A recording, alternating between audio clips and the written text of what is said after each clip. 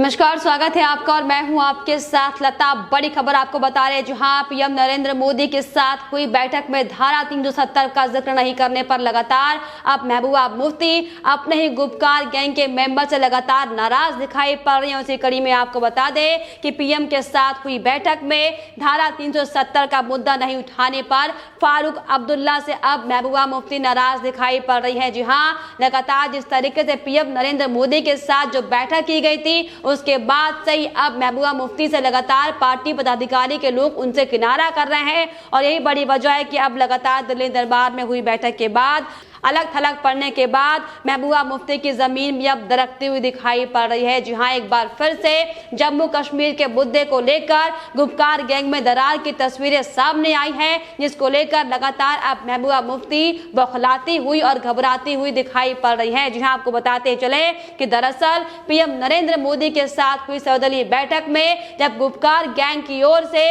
धारा 370 और 35A के मुद्दे को लेकर कोई जिक्र करने को नहीं दिया गया महबूबा मुफ्ती को,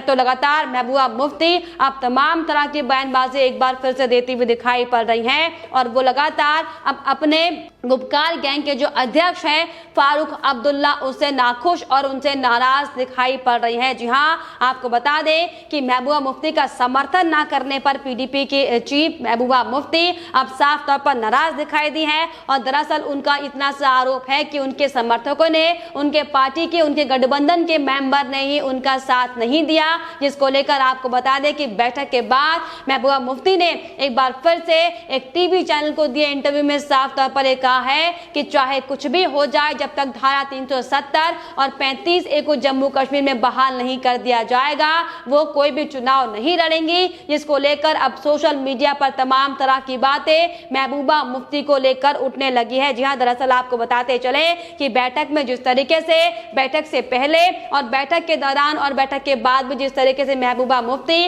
लगातार पाकिस्तान का राग अलापती हुई दिखाई पड़ रही थी। हालांकि फारूक अब्दुल्ला ने लगातार महबूबा मुफ्ती की ओर से दिए जा रहे बयानों को उनका निजी बयान बताया था। और यही बड़ी वजह रही कि अब लगातार महबूबा मुफ्ती अपने गुपकार गैंग के, अपने गठबंधन के साथियों से ही लगातार नाराज दिखाई पड़ रही हैं। और अब जिस तरीके से गुपकार गैंग की तरह तरह की दरार की तस्वीरें सामने आती हुई दिखाई पड़ रही हैं, इसको लेकर आपको बताते चले कि अब भी जब जम्मू कश्मीर के चीफ प्रधान रैना का भी लगातार अब बयान सामने आया है। उन्होंने गुपकार गैंग पर हमला बोलते हुए साफ तौर पर यह कहा है कि जिस तरीके से लगातार पीएम नरेंद्र मोदी की बैठक में सिर्फ और सिर्फ जम्मू कश्मीर के विकास को लेकर बात की गई थी, लेकिन महबूबा मुफ्ती जो पाकिस्तान का लगातार राग अलापती दिखाई पड़ रही है, उनका ये सपना कभी पूरा नहीं होगा। और इसकी बानगी अब लगातार उनके ही सहयोगी दल के नेताओं की ओर से आ रही प्रतिक्रियाओं में साफ तौर पर दिखाई पड़ रही है। जी हाँ, दरअसल आपको बताते चले कि पीएम नरेंद्र मोदी की बैठक होने के बाद से ही हालांकि तस्वीरें सकारात्मक नजर आ रही थी कि किस तरीके से तमाम जो नेता बैठक से बाहर निकल रहे थे,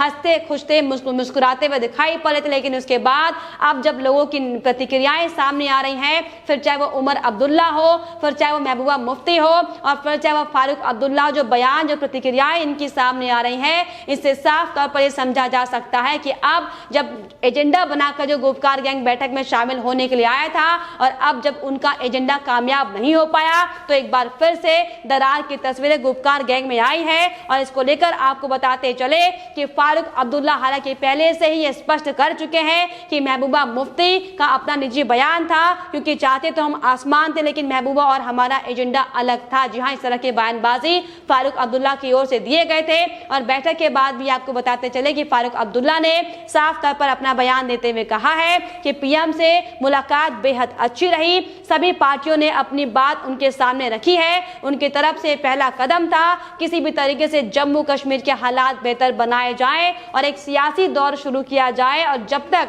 मैं अपनी जमात से बात नहीं कर लेता हूं, इस विषय में कुछ भी नहीं कहा जाएगा। तो इसे जाहिर तौर पर यह माना जा रहा है कि फारूक अब्दुल्ला को 370 और 35A को लेकर कोई भी इल्म नहीं है। और यही बड़ी वजह थी कि जब महबूबा मुफ्ती की ओर से बैठक में इसका जिक्र करने की ओर इशारा किया जा रहा था, तो महबूबा मुफ्ती को वहीं पर रोक दिया गया, उनका समर्थन नहीं किया गया, जिसको लेकर लगातार अब एक बार फिर से दरार की तस्वीरें, महबूबा मुफ्ती की नाराजगी की तस्वीरें बार बार सामने आ रही हैं। हालांकि आपको बताते चले कि अब तो गुपकार गैंग 370 और 35A को फिर से बहाल करने के लिए बनाया गया था, इसमें साफ तौर पर टूट पड़ती हुई दिखाई पड़ रही है। और यही बड़ी वजह है कि लगातार अब ये गुपकार गैंग के नेता अलग अलग बयानबाजी देते हुए दिखाई पड़ रहे हैं। जी हाँ, इसी कड़ी में आपको बताते चले कि उमर अब्दुल्ला का भी बयान बैठक के बाद सामने आया था, जिसमें उन्होंने साफ तौर पर अपनी प्रतिक्रिया देते हुए कहा कि जहां तक परिसीमन आयोग का सवाल है, पार्टी ने स्पष्ट कर दिया है। उन्होंने साफ तौर पर कहा कि उन्होंने डॉक्टर साहब को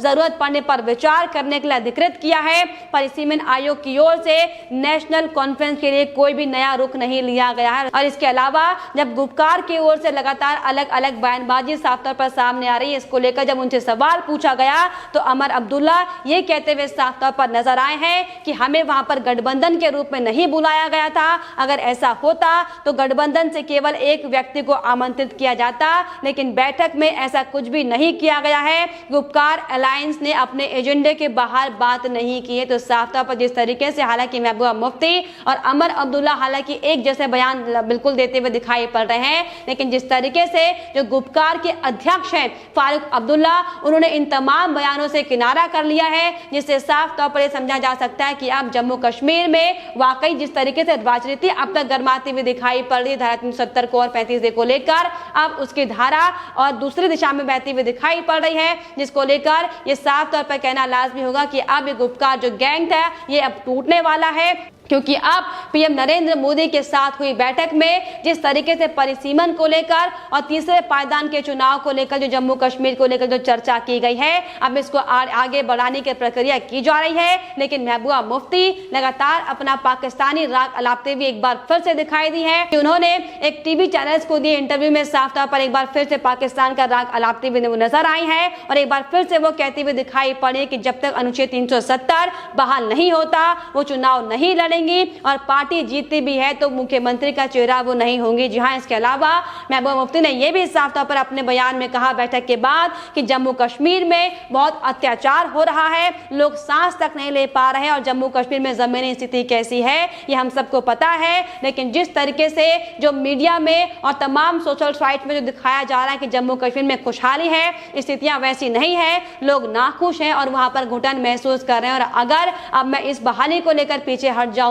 तो जो मैं जम्मू कश्मीर की जनता के साथ अभी तक वादा मैंने किया हुआ था उसके साथ धोखा हो जाएगा। और यही बड़ी वजह है कि मैं एक बार फिर से ये बयान देती हूँ या ये स्टेटमेंट जारी करती हूँ कि चाहे कुछ भी हो जाए, जब तक धारा 370 बहाल नहीं किया जाएगा वो अपना झंडा तिरंगा नहीं उठाएंगे हिंदुस्तान का और वो ना ही इस इलेक्शन में कोई चुनाव लड़ेंगी। तो साफ तौर पर यह कहा जा सकता है कि अब जिस तरीके से लंबे समय से जम्मू कश्मीर को लेकर तमाम तरह के कयास लगाए जा रहे थे कि किस तरीके से लगातार हालात जो जम्मू कश्मीर में बने हुए थे, हालांकि उनको बढ़ावा देने का काम महबूबा मुफ्ती हर बार करती है, लेकिन एक और वहीं दूसरी ओर जिस तरीके से लगातार पीएम नरेंद्र मोदी की ओर से हर संभव ये कोशिश की जा रही है कि किस तरीके से जम्मू कश्मीर में एक खुशहाल जीवन लोगों को दिया जाए, एक प्रगति की ओर आगे कदम बढ़ाया जाए। लेकिन जिस तरीके से लगातार पाकिस्तान का राग अलापते ये तमाम गुपकार गैंग के अन्य मेंबर दिखाई पड़ रहे हैं, हालांकि इनको बड़ा झटका भी साफ तौर पर लगा है, क्योंकि जिस तरीके से लगातार अब ये कयास लगाए जा रहे थे कि बैठक में सिर्फ और सिर्फ 370A के मुद्दे को लेकर